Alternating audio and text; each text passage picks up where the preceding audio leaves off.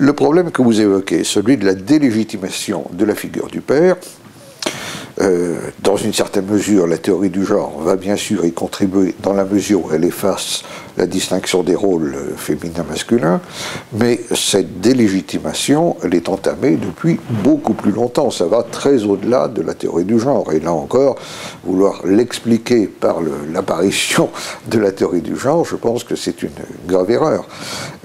On la voit s'exprimer à plusieurs titres, sociologiques, législatifs et idéologiques.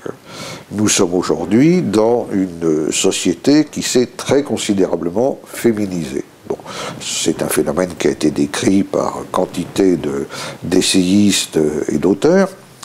Je tiens à dire d'ailleurs que si la féminisation consistait seulement à mettre ou à remettre les femmes à égalité avec les hommes, je ne trouverais absolument rien ni à redire. Le problème, c'est qu'on passe plutôt d'un excès à l'autre. C'est-à-dire, on passe d'une époque où le masculin dominait très nettement le féminin, à une époque où c'est l'inverse. C'est-à-dire, finalement, c'est le féminin qui éteint un peu le masculin. Donc, cette féminisation a été mise en œuvre, on la voit, on pourra donner d'innombrables exemples. Sur le plan législatif, l'autorité paternelle a été très régulièrement destituée.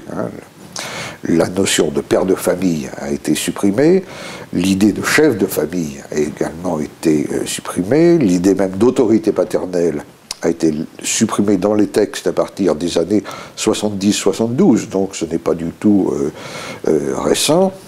L'idée que la filiation biologique est transmise par le père, que l'épouse doit prendre le nom de son mari, enfin toutes ces choses-là, la suppression du mot, du titre mademoiselle par exemple, et toutes ces innovations que j'énumère d'ailleurs assez longuement dans mon livre, montrent que on a destitué la figure du père. Et dans un souci naïf, à mon sens, d'égalité. C'est-à-dire, par exemple, on a supprimé la notion d'autorité paternelle au profit de ce qu'on a appelé l'autorité parentale. Bon, l'autorité parentale, c'est-à-dire que l'autorité sur les enfants est partagée par les deux parents. Bon, c'est tout à fait sympathique, mais ça ne marche que pour autant que les deux parents sont d'accord. Car si les parents sont en désaccord, l'autorité parentale ne fonctionne plus. Donc à ce moment-là, qui tranche? Bon. Par ailleurs, l'évolution sociologique a fait en sorte que le nombre d'enfants qui sont élevés par leur mère seule, soit mère célibataire, soit à la suite de divorces, de familles recomposées, que sais-je, si vous voulez, il y a beaucoup plus d'enfants élevés par des femmes que d'enfants élevés par des hommes. Et comme le dit le psychanalyste Jean-Pierre Lebrun, dans un livre qui est paru il y a quelques mois, qui s'appelle « Les couleurs de l'inceste », l'enfant est de plus en plus fils de sa mère, ou fille de sa mère, plutôt que de son père. Or là, on aboutit à un problème qui est à mon avis le problème fondamental. C'est-à-dire qu'il y a une représentation très fausse qui consiste à dire il y a le père et la mère, ils sont à égalité, ils jouent le même rôle, chacun à sa façon. En réalité, ce n'est pas vrai.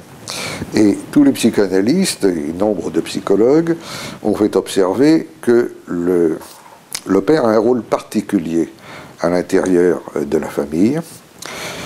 C'est lié à la théorie freudienne de l'Oedipe, évidemment. C'est-à-dire qu'il y a un attachement du petit enfant préférentiel vis-à-vis de sa mère, qui l'a mis au monde, qui l'a porté pendant toute sa grossesse.